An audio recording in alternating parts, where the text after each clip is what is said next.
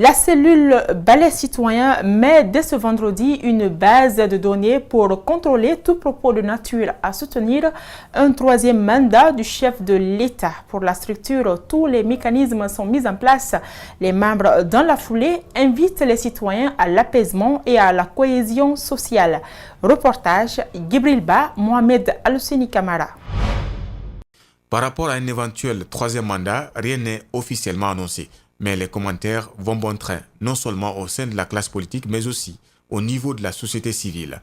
La cellule Balai Citoyen craint que ces rumeurs ne soient une réalité. C'est pourquoi elle tire la sonnette d'alarme. Retenons-nous de souffler les braises de la violence et de l'instabilité avec un finesse troisième mandat qui est une démarche anticonstitutionnelle et qui viole la Constitution.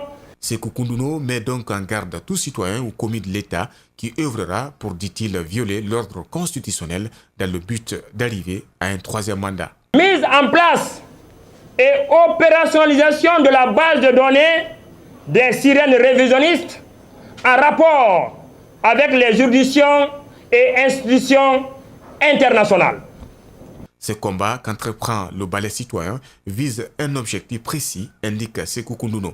C'est comment consolider la jeune démocratie guinéenne.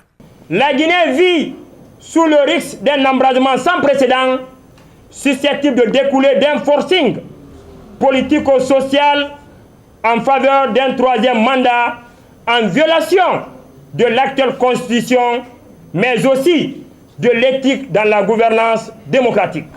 Aimer la Guinée, c'est refuser tout compromis politique, toute complicité en faveur d'un quelconque troisième mandat, prône la cellule Balai Citoyen. Lancement ce vendredi du projet Guinée Expo 2020 qui va se tenir à Dubaï au mois d'octobre 2020.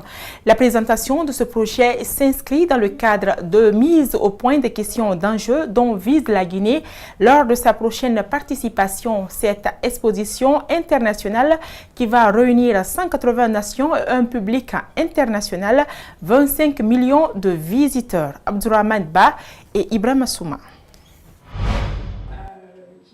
Connecter les esprits, construire le futur, c'est le thème choisi pour Expo 2020, une manifestation internationale qui va rassembler 180 pays à Dubaï pour discuter des questions de développement durable. Sur une période de 6 mois, chaque pays participant aura l'occasion de présenter ses opportunités de développement aux investisseurs étrangers.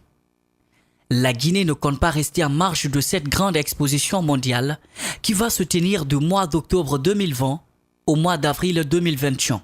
À travers l'expo, nous comptons faire connaître et changer la perception de la Guinée sur la scène internationale, mettre en avant les opportunités d'investissement et le savoir-faire guinéen et intéresser les potentiels investisseurs, montrer l'engagement de la Guinée pour le développement durable et inclusif à travers son plan national de développement économique et social. 25 millions de visiteurs vont prendre part à cette exposition universelle d'un budget de 6 milliards de dollars débloqué par les Émirats arabes unis, d'où l'intérêt de la participation de la Guinée avec le thème développement durable et renouvellement urbain axé sur l'eau. L'eau nous permet d'avoir une économie diversifiée. Donc l'eau est un fil conducteur qui nous permet de raconter notre histoire, mais qui nous permet aussi de raconter quelle est la force de la Guinée à s'engager dans une croissance développement durable. À moins de 2 ans de la tenue de Expo 2020, la Guinée prend les choses en main avec le projet Guinée Expo 2020. Les autorités mettent tout en œuvre pour une belle apparition de la Guinée lors de cet événement. Nous allons amener et conduire des millions de visiteurs dans un voyage au fil de l'eau à travers notre beau pays, la Guinée. Nous y discuterons de notre histoire, notre culture et les diverses potentialités d'investissement pouvant assurer à notre pays un développement durable et inclusif.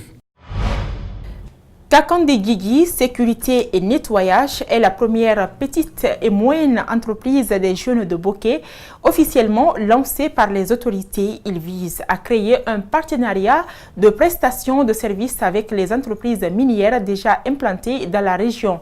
La cérémonie de lancement a connu la présence des responsables de la région et des sociétés minières. Fodomar Kamara, Salifou Luifosisi. La création de cette petite et moyenne entreprise par les jeunes de Boki vise à réduire le chômage, les conflits entre les entreprises minières et les communautés. Cette initiative vient après multiples analyses et multiples réflexions. Nous, certains jeunes conscients, on s'est dit, voilà ce qu'on va faire. On a vu que la jeunesse de Boké aujourd'hui, en tout cas, n'a pas de répondants réellement au niveau de la jeunesse. Donc, qu'est-ce qu'on va faire? Au lieu de s'asseoir et croiser les bras, parce que comme ce que disait le feu président Ahmed Sékou Touré, le silence devant le crime a ses implications de responsabilité dans le crime commis. De 2017 à nos jours, la préfecture de Boki a connu plusieurs mouvements de revendications. Des revendications qui ont fait des morts et des dégâts matériels importants. Pour tourner cette page, les jeunes veulent désormais se prendre en charge. On a dit de se regrouper et de voir qu'est-ce qu'il faut faire en place pour que les jeunes puissent se retrouver sur le même endroit pour parler en tout cas de la situation de Boké. Là, c'est pourquoi nous avons jugé nécessaire de créer, c'est une première, pour créer cette petite et moyenne entreprise, pour en tout cas donner de l'espoir à la jeunesse de Boké. Conscient de ces remous sociaux, le représentant des communautés auprès du consortium SNB-UMS-WAP s'engage à accompagner cette nouvelle structure de jeunes auprès des entreprises minières évoluées à Boké. Quand on a une telle société de la localité, nous pensons que ça va corriger beaucoup de défis, ou ça va relever beaucoup de défis. Donc, a priori, c'est pour que les enfants de Boké se donnent la main. Pour l'employabilité ou autre chose, nous allons nous charger de ça. Mais ça, la condition, elle est là. S'il y a la discipline, la compréhension et la sagesse. Kakande Digi Sécurité et Nettoyage est la première petite et moyenne entreprise des jeunes de Boké, officiellement lancée par les autorités. Il vise à créer un partenariat de prestation de services avec les entreprises minières déjà implantées dans la région.